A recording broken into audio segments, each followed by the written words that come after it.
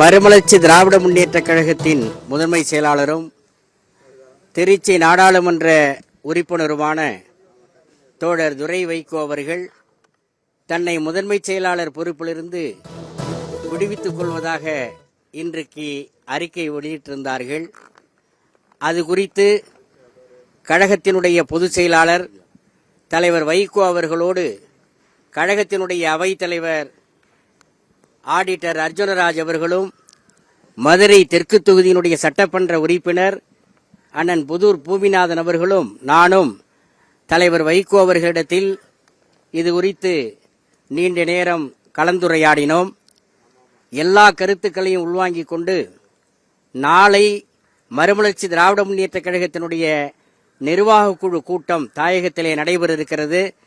அந்த நிர்வாக குழு கூட்டத்தில் முதன்மை செயலாளருடைய விலகல் குறித்து விவாதித்து நல்ல முடிவு அறிவிக்கப்படும்.